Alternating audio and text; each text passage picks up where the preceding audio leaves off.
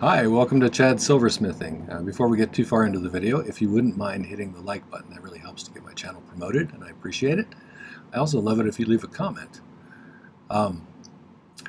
It's been a while since I made kind of a traditional sort of turquoise ring, so I thought I'd do something like that today. One thing I haven't done on my channel before, I think, is do a band for a turquoise ring like this where I split it down the center with the saw. So we're going to do a little split band on this one, and do a little bit of cutouts on the sides around the stone to make it look kind of pretty. I think it'll turn out nice. I picked out a 10 by 12 pretty turquoise oval, and so we'll see what we can do with that. Before we get started though, I wanted to thank some groups of people. I wanted to thank my patrons over on Patreon. They're my core group of supporters, and I really appreciate their not only their financial contribution, but the cool environment that they've created over there, sharing ideas and resources and showing each other what they've made. It's really a nice place. So I also wanted to especially thank a couple of new ones, John H. and Laura M. Thank you for signing up. I really appreciate your support as well. The other group that I wanted to thank are my YouTube subscribers. We just passed 10,600, which is awesome. Keep it coming. If you aren't a subscriber yet, you should be. There's lots of content here, and I think it's a good place to be. So check it out, subscribe, and I wanted to specifically thank the YouTubers for all of the really sweet comments that I get in the comments section. Some really moving things that people say occasionally, and I really appreciate that. That's nice. I also wanted to thank them for the contributions, like the Buy Me a Coffee or the Super Thanks. Those things really help with supplies, especially with silver going up right now, so I appreciate that. Thank you. All right, with those things being said, let's get started on this project. These are my design idea books. There's a couple of different designs here, but I have 3 or 4 other ones on the merch store if you're interested. I find them to be super useful. I didn't used to draw up designs, but I have found in recent years it really helps me to get a better outcome if I sketch things out in advance. So you can see I do this every time. This one didn't require too much sketching because it's going to be a relatively simple ring, I think, and maybe even appropriate for someone who's more on the beginning side of things. We're going to make a bezel for this piece of turquoise right there, which is a little 10 by 12 oval. I'm not sure where that one's from, and maybe somebody who's better at turquoise can tell. Leave that in the comments, but it's a kind of pretty with some matrix. The materials I'm going to use, I have some triangle wire that's 3 millimeters or so, and that'll be part right here that goes around the outside of the bezel. The bezel I'll use is 3/16 inch fine silver bezel, and that's in millimeters. That's 4.76 millimeters tall. I'll probably cut it shorter because this stone definitely doesn't need that tall a bezel, but I generally keep one size around. I'll probably use 26 gauge thickness on this too. For the bottom of the stone, I'll probably use 26 gauge sheet, and for the band I'm going to use low dome half round wire that's labeled number 4, at least on Rio's site. It's 5.89 millimeters wide, so it's not quite as tall as regular half round wire, but it's wider, so it makes for a nice band. It looks like this here. So. And as you can see on my drawing here, we're going to split it with the saw right here and go part way down. I'm going to try and see if I can keep it down the center. We'll see how my sawing skills are today. And we're also going to do some cutouts around this triangle wire that goes around the bezel. So I really like the way those kind of rings look. They come out nice, and I think it'll be a good project. So we'll start with the bezel, and then we'll move on to probably the triangle thing, and then we'll make the band. So let's get started. If you haven't been to my channel before, I use primarily hard silver sheet solder like this. I use a spray-on flux called My-T-Flux, and my torch is a Silversmith model with the #1 tip on it. It's the Smith's acetylene air torch. It's great for silversmithing. I really like it. Although they are not a sponsor, but it's a good torch, and I've used it for years. So let's flatten this out.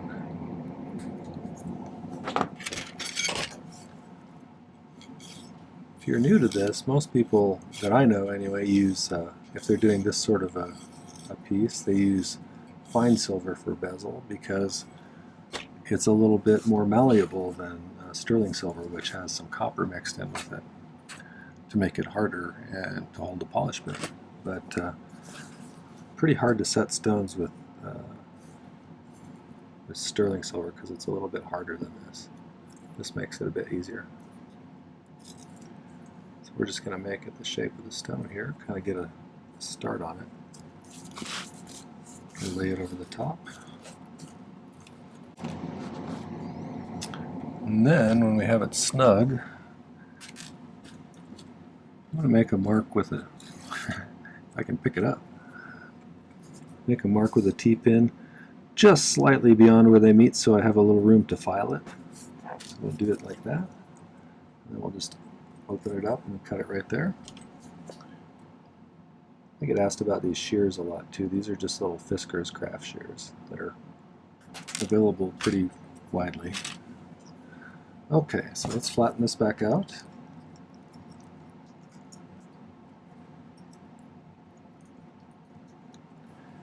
And I'll file the second side so it's relatively flat. If you need to, you can brace this against something to do this, or use a miter vice jig. Those are handy for getting nice straight edges. So you get to where you can make them pretty straight after you practice a while. Let's make this into an angular shape. Makes it a little bit easier to solder the bezel closed. And if you're new to this, when you go to solder your bezel closed, you want these to be pushing together with a little bit of force so that when the metal relaxes under the heat, which it has a tendency to do, it doesn't pull apart, because that makes it hard to get a good solder seam there. So if it's pushing together relatively tightly, even if it relaxes, it's not going to pull apart there. If that makes sense. I usually tell people when they're beginners not to get too discouraged about bezels. Most people have one or two that they succeed at, and then they go through a whole slew of failures frequently as they're learning, because there's a lot of ways to mess up bezels. But after you've made maybe 30 of them, it becomes relatively routine and you can make them pretty quickly. So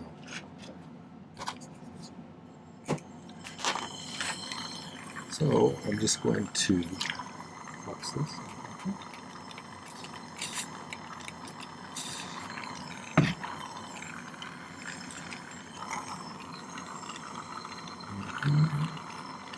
Put this across that gap. You want to heat it pretty evenly so that both sides of the gap reach the temperature at the same time, or the solder will jump to one side, whichever reaches temperature first. Now, hard silver sheet solder melts at about 1450 degrees, and that's pretty much all I use, but if you don't get both sides up to that soldering temperature, it won't stick to one or the other. So nobody wants a bezel with a crack in it. How embarrassing. Okay, so let's reshape this a little bit. I'm just going to use my tips of my chain nose pliers here and just kind of do some gentle pinching out of the sharp corners I created. The solder joint being a little stiffer than the rest of it, I'm going to try and position so it's off on the long side of the oval. I suppose you could use a jump ring mandrel or something if you have one of those. Well, this might be a little big for a jump ring mandrel.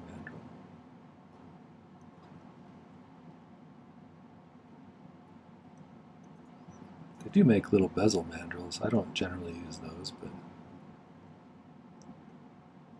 if that helps you, there's nothing wrong with that.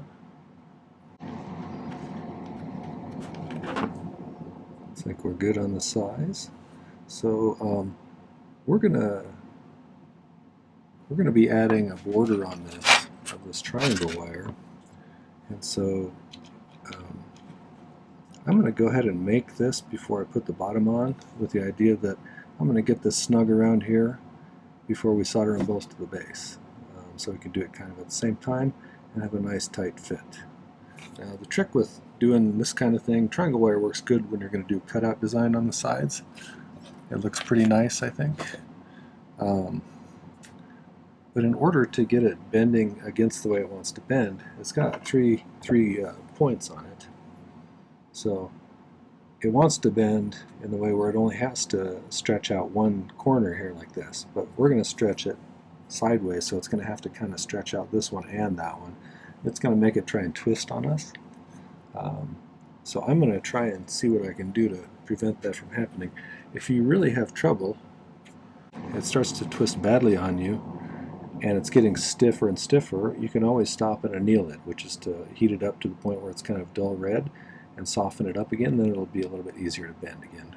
So let's cut off the end here and file it flat. So I can get a rough estimate of how long of a piece I need just by estimating based on the diameter of the, there's my ruler, the diameter of this. So it's, if we call it 13 by going by the long side, 13 times 3.14 is going to be roughly 39, 40, 42 millimeters-ish. So if I cut it at least 42 millimeters long, I think we'll be safe. Probably have too much, but I'd rather have enough to hold on to it when I'm bending it. So that should be plenty. So let's do that. Cut a piece off. It'll just be more manageable, so I don't have this big long piece flopping around behind me. So I'm going to hold it flat on the table like this, and then if I grab it like this with my wide nose pliers, I can kind of control its attempting, it's always trying to twist on you.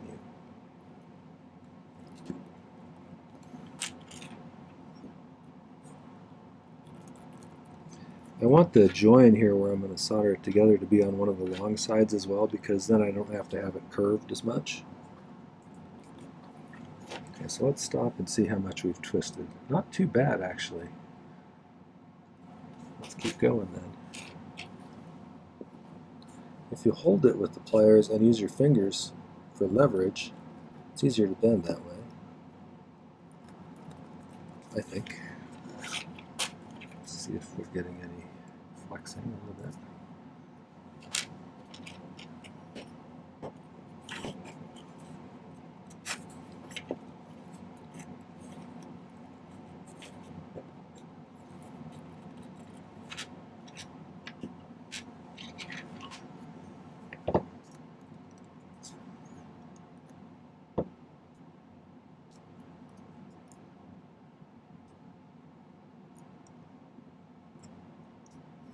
I'm gently doing a little bit of manual shaping so I don't leave too many tool marks.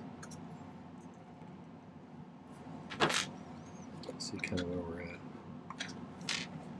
Took this one in just a bit too far. We're getting in kind of close here. It needs to come in a little bit more that way. This end needs to go back outwards a little bit, and I think it'll sit in there nicely. We're getting pretty close there, so I may cut it off because I know I'm a little bit long right now, and then we can file it off until it gradually fits right in there. I'd like it to be snug. If you don't have a nice snug fit around here, when you solder it together, it may have some little gaps in there that look kind of amateurish. Nobody wants that. So let's see if we can get it snug on there.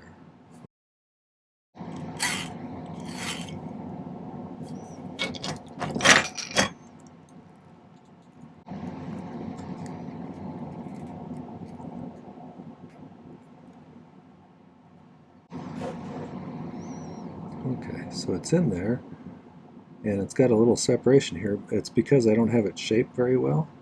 It's sticking out a little bit on the ends, so I need to make it slightly more, not sure what you call it, obtuse sort of oval,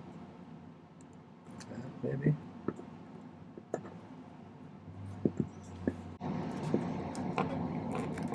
Is that a thing, mathematicians? Obtuse ovals? Or how would you describe an oval that is,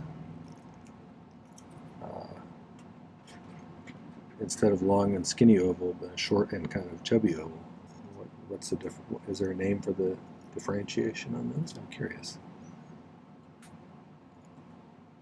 I'm a former English teacher, so these arcane mathematical things, I need extra information from people.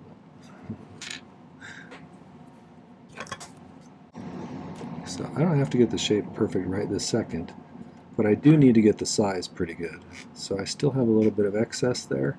I'm going to file both ends down a little bit and probably just solder it closed, and then we'll finish shaping it. So I keep catching myself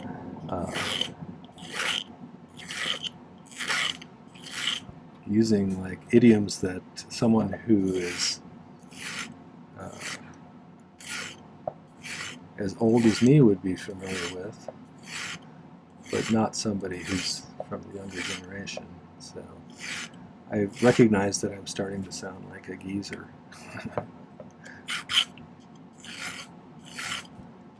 What are you going to do?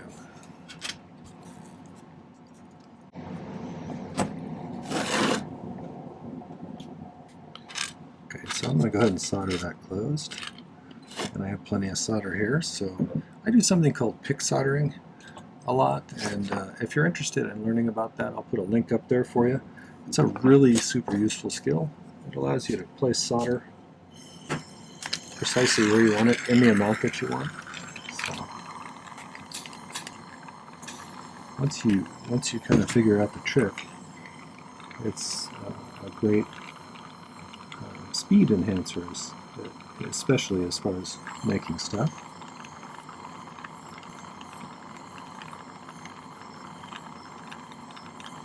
You just heat that up to the soldering temperature and just touch it where it goes. Okay, I'm going to do a little manual flattening of it, just to get it all kind of flat in the same plane.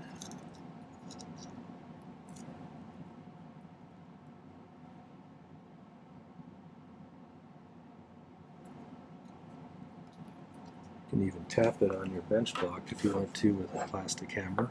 The reason I don't usually use round nose pliers when I'm trying to bend something round like this or bail making pliers, is because I have a tendency to bear down too hard because I'm trying to bend it really hard, and then it'll put a dimple out here, whereas you're less tool marky to use a pair of tool marky, is that a word? I get it now. Or at least ones that are easy to polish out. So let's take a look and see how we're fitting here.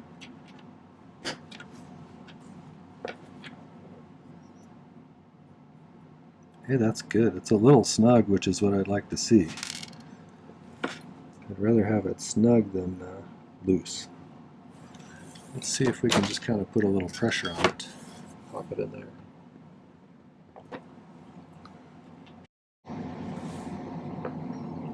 That fits pretty nicely. So I think one last thing I'm going to do before I solder this in is I'm going to file the bottom of this triangle wire nice and flat. We're going to have to do that later anyway, so might as well get it all in kind of one plane. That way when we solder both of these down to the bottom,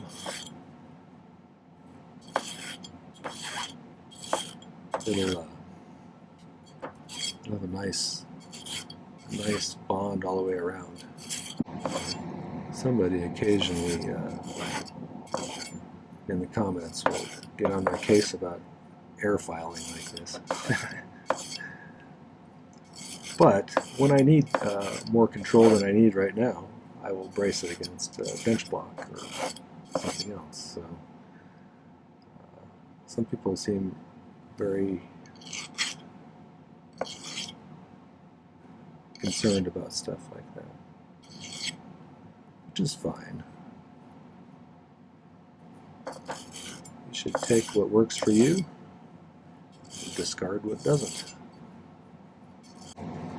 There's a ton of variation in the way people do things, so, as far as metal smithing.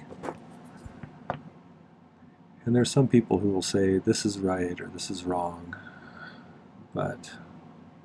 and sometimes there are definitely better ways to do things, but there's always more than one way.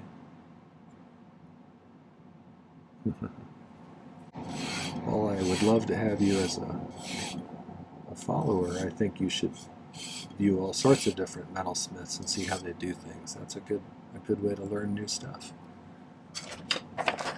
Ever since I started my channel a couple years ago, I've gotten so much good advice from people and tips and stuff like that to improve my work that it would be terrible of me to recommend that I was the one and only source of good information, because that's just not true. So I think that looks pretty good. So everything's pretty flat, and what we're going to do now is cut a piece of 26 gauge sheet.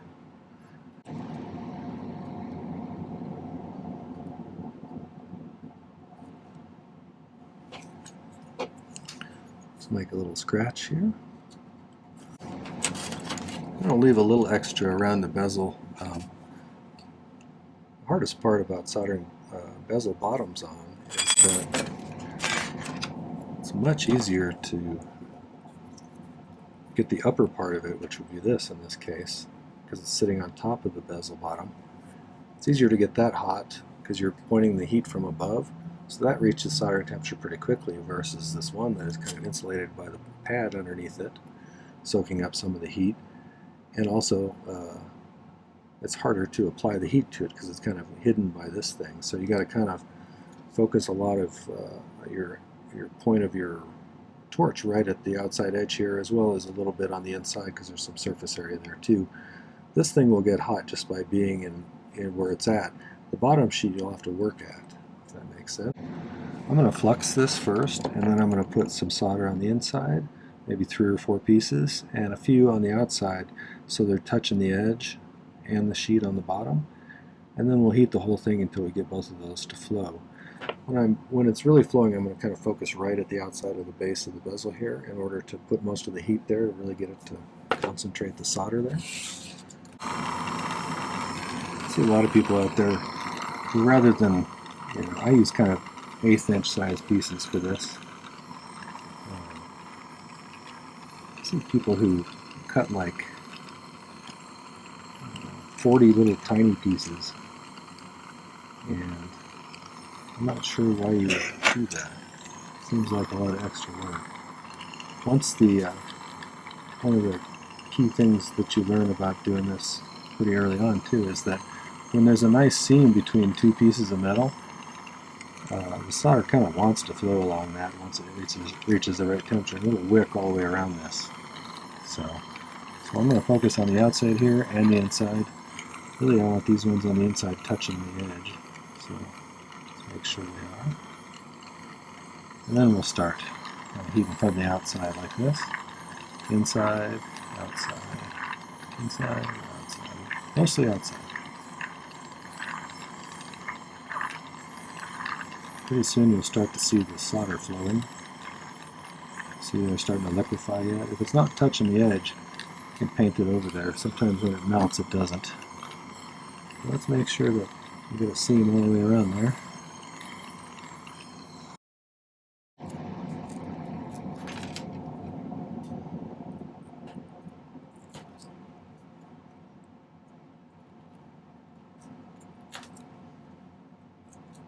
Okay, now I want to kind of carefully file this so that that base just blends right into the bottom of that triangle wire.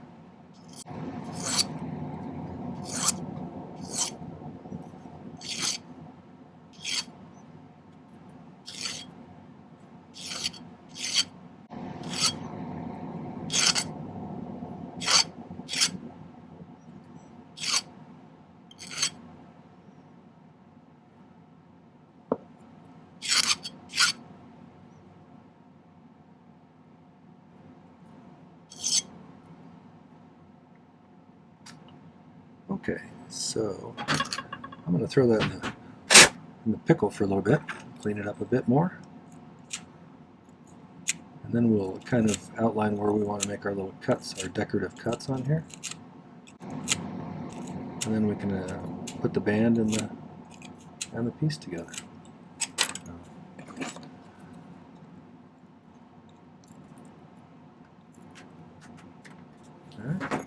pickle that for a bit. So I decided to make about a 7.5 on this one. Here's that low dome half round number 4, which is, like I said, it's about almost 6 millimeters wide, so it's pretty wide and flat. I cut a piece of little cardboard, uncorrugated cardboard, which I also use for inside of bezels a little bit sometimes to raise the stone up. A lot of people use sawdust for that. I'll show you when we set this stone. For this one, if I want it to be a 7.5, I'm going to wrap it so the center is right around 7.5 on the ring mandrel, which is pretty close there. And then you can see where I overlapped it. I added about an extra 1/8 of an inch. That usually helps to account for the difference in geometry of something flat like this versus something that has a little more depth. That changes the inside geometry of things. It also compensates for the little bit of filing that I'm going to have to do. There's one other thing we have to think about, though, too. Two other things, really. Anyway, this one's close to a 7.5 here. We want this thing sitting up on top of it, the head of our piece, and sit like this. You know, and that goes around, and then there's a bezel inside of here. And this has some depth. See?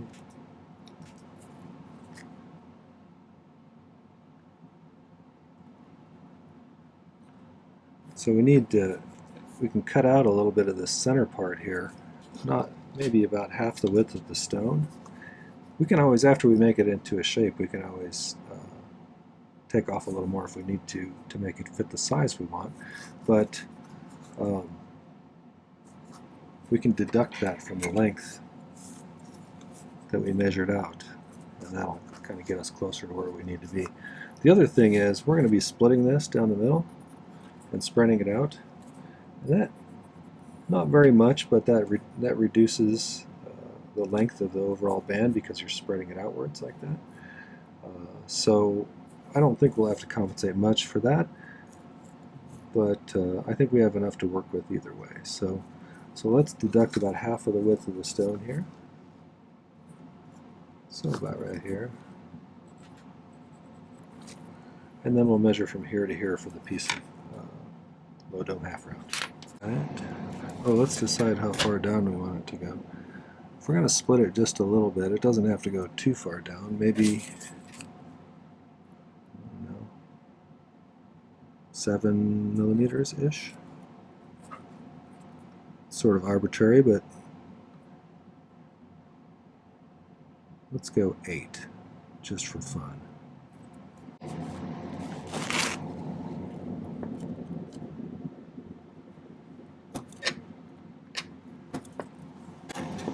See, it leaves kind of a narrow line down the middle that I can just use as a guide for the saw. If I'm sawing straight today. Let's go find out if I am.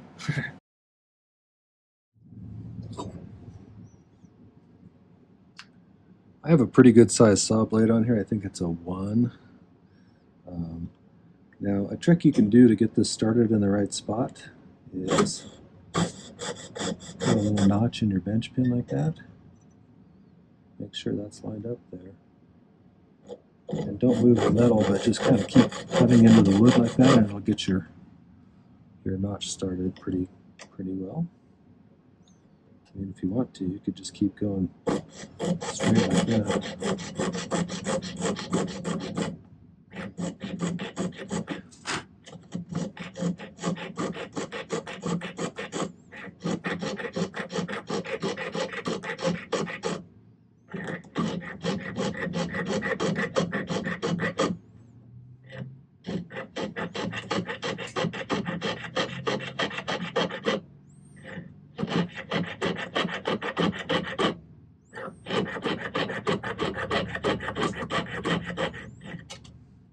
So we need to figure out a way to spread these open effectively, and you could use a knife blade and just tap it with your plastic hammer, but just to, if you want to make sure you don't cut yourself, I made a little wedge shape out of this piece of brass rod, like a chisel shape. Let's see how that works. Just need to get it started to spread open like that. Once we get it to a certain stage, we can kind of use our pliers probably to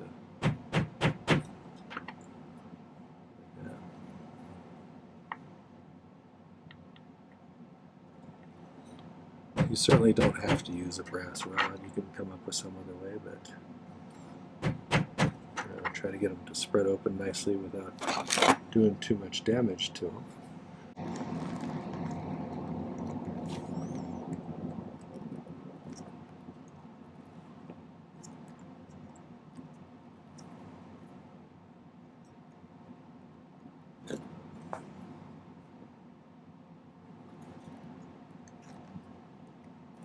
I'm just going to kind of try and make them symmetrical. And I think let's shape this around a mandrel.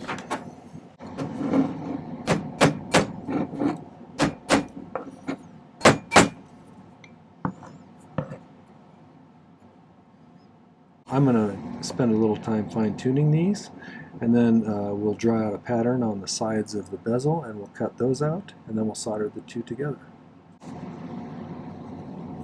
So my thought was I would do on each of these sides I would do kind of a notch out, like that.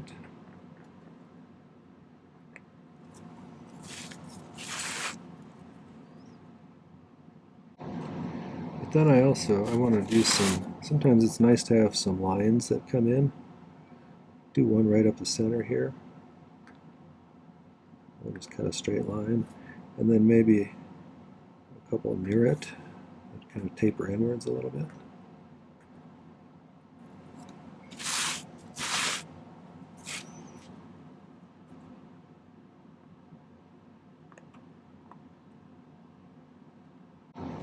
Let's try to center these ones too.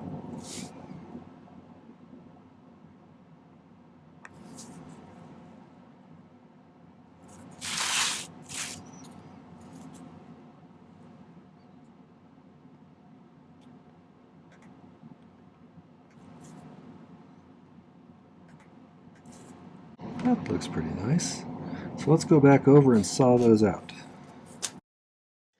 Now is where we really check to see if Chad is sawing well today.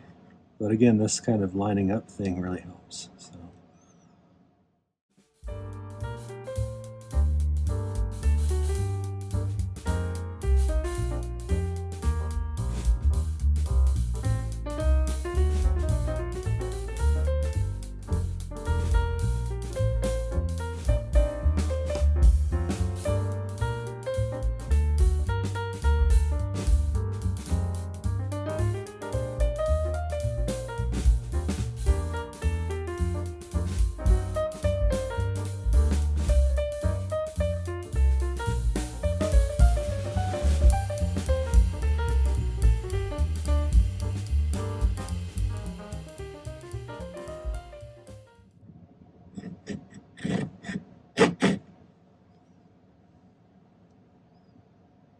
Alright, so you can kind of see from the bottom better than with all that purple in the way, but you can kind of see what I did there. So now we're going to go solder that on top of that band. One thing I like to do is flatten out the top here so that these look like they're just going to merge right in there.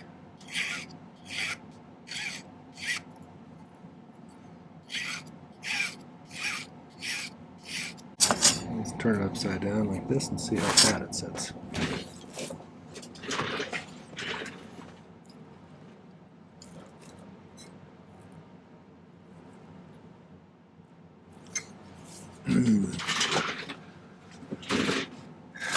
That looks pretty good. So, which way should we do it? This way? Or this way? That's the traditional way, sort of. I think that's probably good. I think that'll be a very pretty ring. So let's see if we can do that. My biggest problem on doing stuff like this is getting things centered. So if I line them up on these cuts I made, They should be pretty close. That looks pretty good. Let's give that a shot. We can always nudge it, like I said, if we have to. I'm kind of excited. I haven't made this kind of ring in a while.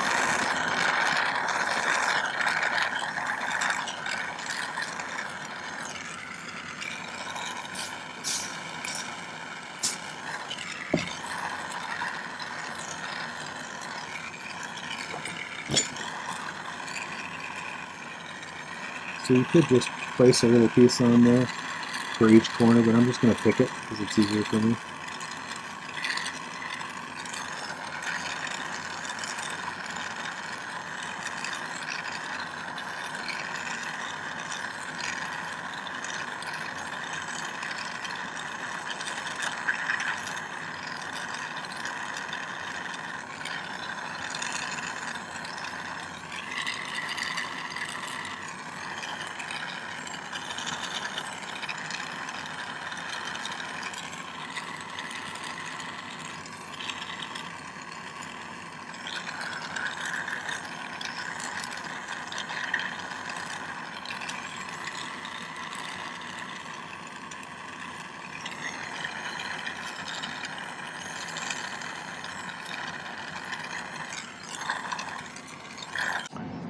Double check all of our solder joints. If you're new to this, you always want to, well, even if you're not new to this, you should always check your solder joints. If you have a cold solder joint where it pops loose, it's always unfortunate if it happens after everything's all set and polished. That's no fun. Okay, that looks pretty good actually. It's on there pretty straight, so I'm going to pickle that and then polish it, and when we come back I'll set the stone for you. So stay tuned.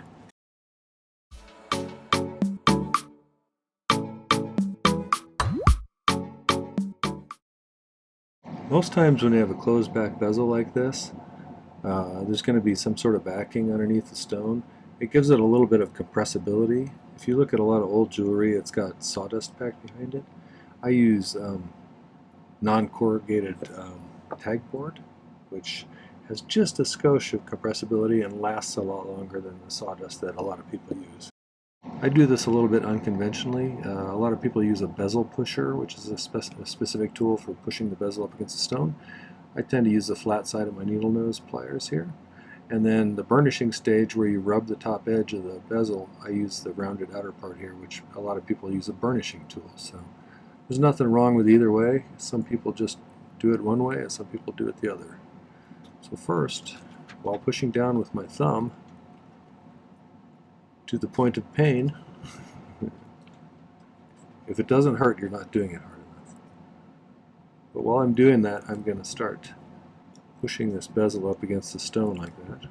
And I'm using quite a bit of force. And then once you have it laid down against there nicely, like I said, I'm going to use this rounded outer part, and I'm going at it from the top like this. And I'm just going to really put a lot of serious pressure right on that edge where it comes up against the stone and rub it.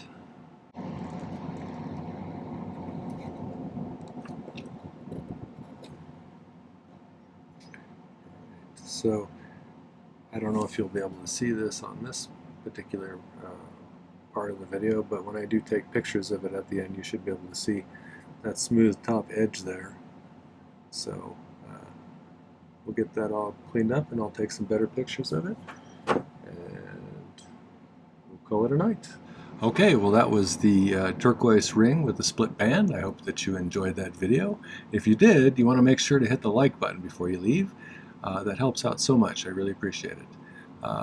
The other thing you should do is check out a few of my other videos. I have a number of playlists on my playlist page that help to make it easier to navigate the channel and find what you like. Now that I've gotten 300 or so videos up here, there's probably something that you'll find useful. So check those out, watch them, and subscribe to my channel. I'd love it if you did that. The other thing is check out the video description down below for some important links.